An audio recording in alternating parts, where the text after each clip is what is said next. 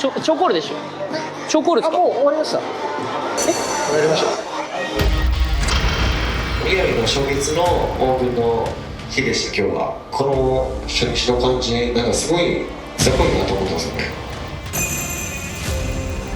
雑魚とまで言われる筋合いはない。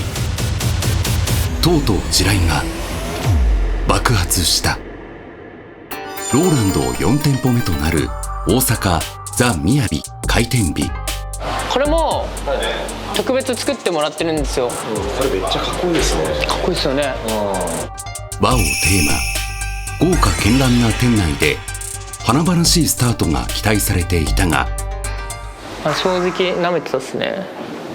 これ BGM やめて。どう考えてもヒップホップじゃねえだろ。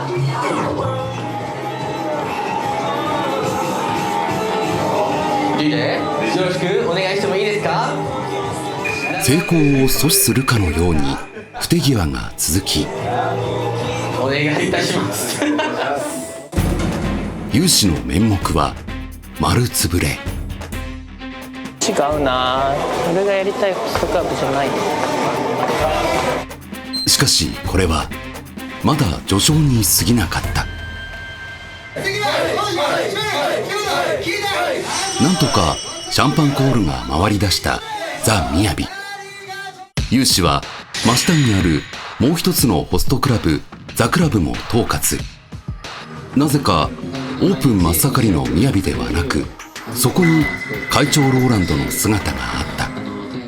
いや、ありがとうございます。本当にやっぱね、このオープンの日にこっち盛り上がってなかったら寂しいよね。やっぱね、上もさっき言ってきたけど、内装やっぱ落ち着くのよ、こっちが。なんかザ・みやびオープンで手が回らない有志をさりげなく気遣った。が長ない。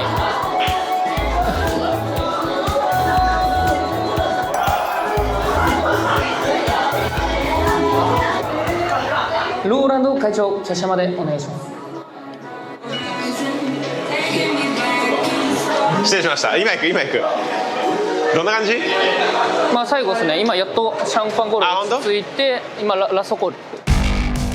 締めにはやはりローランド。ちょっと変わった演出、超コール入るんで。あ、本当？はい。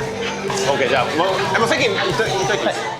まああの人を一番にするために僕は働いてますからね。そう、ローランドが巨額を投じ、有志が思いの丈を込めて作った世界で一つのホストクラブザ・みやび。それはローランドに捧げる忠誠心の形。そして超コールはローランド会長へのサプライズ演出でもあった。ただ様子がおかしい。超コールでしょ。超コールですか。もう終わりました。終わりました。会長待った方が良かったですか。レーザー、待ってって言ってたのに。もうラストオーダーも迫ってたんで、もうやっちゃいましたね。そんな思いなんて誰も知らない。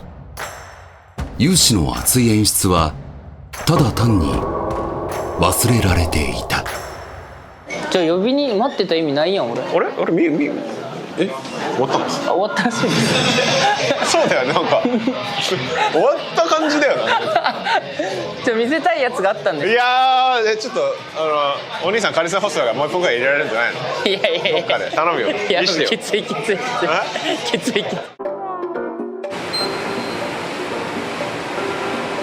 ラスト頼んでいい？ラストオーダーの時間が近づくにつれ注文が殺到し始める。しかし一回考えてみてほしい。違うわ。カクテルもう一個入る。次3枚目やろ。内勤やドリンク作りなど裏方をする人手を考えれば、たった14名しかいないみやびでは実はキッチン要員が足りていない。だからはい、すでに空いてるショットグラスを回収しないといけない。わかりました。そこにはどうしても未経験者をあてがうことになる。彼の名前はシン、19歳。高校卒業後、宮崎から大阪へ。ザ・みやびでホストキャリアをスタートしたのだが、はい、何してるの？今、お酒とかお酒を作ってます。まだまだです。だいぶ待ってるよ。ショット。はい、今ショットグラスを聞いたらショットグラスがないので今、マジではい。消えてない。シンはまだ未成年。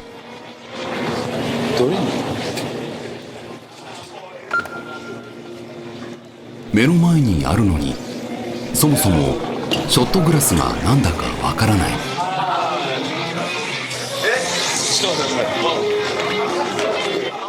言われるままに動くしかない。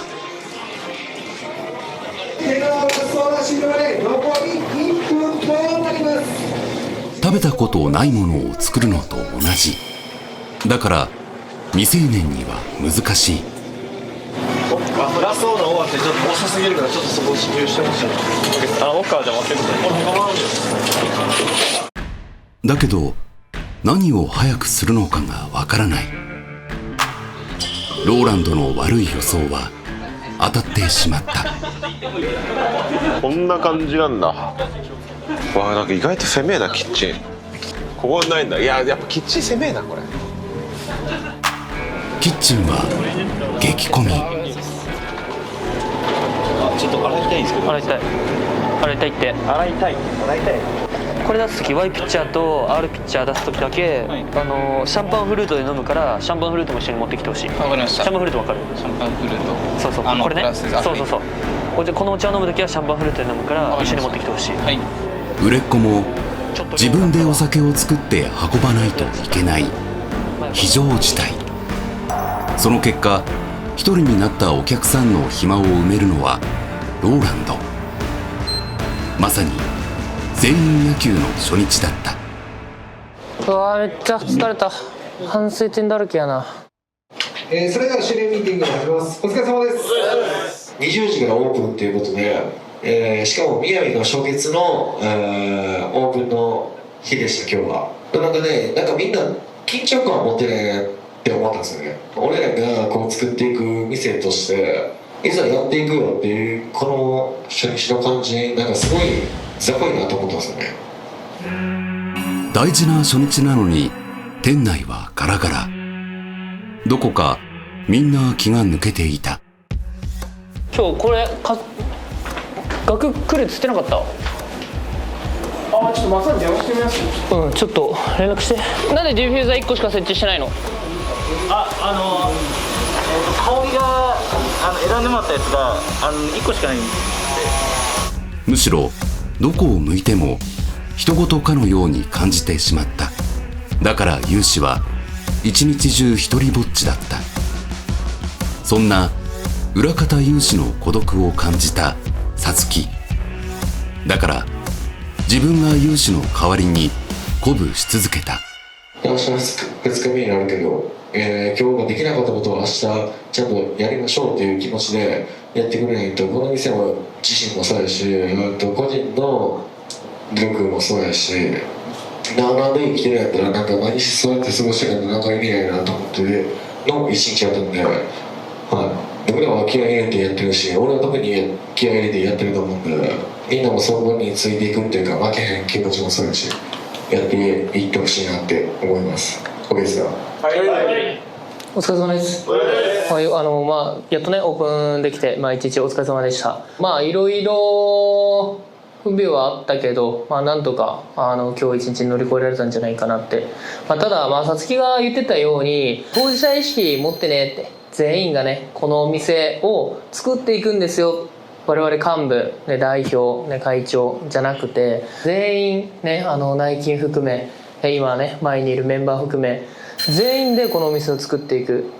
一歩このお店に出勤してきたらもうプロのホストで、自分が未経験で新人です、そんなの女の子には関係ないから、1ヶ月目でも、ね、入った初日でも僕今日初日なんですけど僕はこのお店背負ってるんで、これから頑張りますって、この子プロだなって俺が女の子だからそう思うね。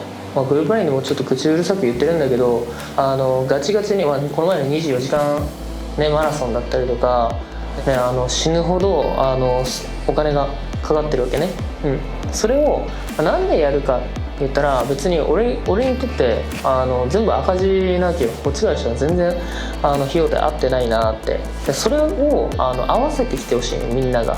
あの日はすごい良かった、めっちゃ盛り上がってさ、良かったなって。同説もずっとさ、何百人ってさいてね、最後とかも1400人とかいて、コメント欄とかも見たら分かるけど、もうすごいこのお店行ってみたいってたくさんの人が感じてくれたと思うの。それから自分たち何してるの、あれのどっかを切り抜いて自分の SNS で上げたりとかで、みやびが12日にオープンするんです、ぜひ遊びに来てくださいってどれだけ思いを込めて、ね、今指名なんて呼べないじゃん。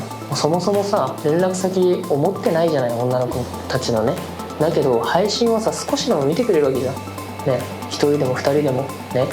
その人たちにどれだけ自分たちが言えたの、絶対後悔させないですって、ここのお店は素晴らしいんです、12日にねオープンするんでお願いですって来てくださいってどれだけの人間が言ったのかなって。多分言ってないよね。多分そういう行動取れてないと思うわ。現実見てほしいなって。今日呼べなかった、一択も呼べなかったのは普通に俺としてはありえないなって。ユウシが1ヶ月前に目の当たりにした現実。好きなシャンパンを聞かれた IKKO さん。いやガチじゃん。いやガチだ。ドンペリーいいやぞ。あれなんですよ、予算決まってるんですよ。どのぐらい？高っ。初めてでしょだって。伸びしろ。二軍と呼ばれたザ・シックの新人たち。彼らが持っていて、みやびのメンバーには絶対的に欠けていたもの。はい、お疲れ様です。今日めっちゃ頑張ったなと思う人、挙手。はい。俺頑張ったなと。悪くない。いいね。悪くないです。それは自分事としての向き合い方だった。ただ努力なんてみんなしてる。みやびの新人たちの顔が物語っていた。東京のやつらと何が違うのか。はい、お疲れ様です。あんま褒める会話してよしよしってするのも違うと思うから、あえて厳しいこと言うと、多分オープンまでに、代表が言ってたじゃん、当事者意識持とうぜって。じゃあそれどういうことかって言ったら、まず誰かが何かやってくれんじゃねえのかなっていう淡い期待をまず捨ててください。人生で絶対一回は考えたことあると思うけど、明日頑張ろうとか、なんか明日の自分ちょっと頑張れるかもしれないなって思ったことあるじゃん。意外と頑張れないのが人間じゃん。つまり何が言いてえかっていうと、まず今日やれねえやつは明日頑張れねえぞと。じゃあその袴着てる組に問いたいのが、求人頑張れよ頑張れよって、やらなきゃいけないって共通言語で多分言ってたと思うの。みやびの求人は幹部ホストが仕切っていた。それに対してのアプローチ、最近めっちゃ DM 送ってさ、こう頑張ろうとか、そういう動きしてくれてると思う。それなんで頑張れたかって、オープン近づいたと、やべえマジでこれ人足りないなっていう危機感があって初めて頑張れたじゃん。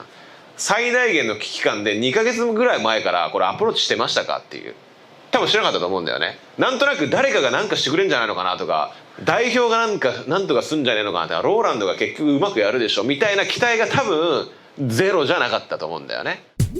だから営業中の人手不足も自分に回ってくる。そしてミスが連発する。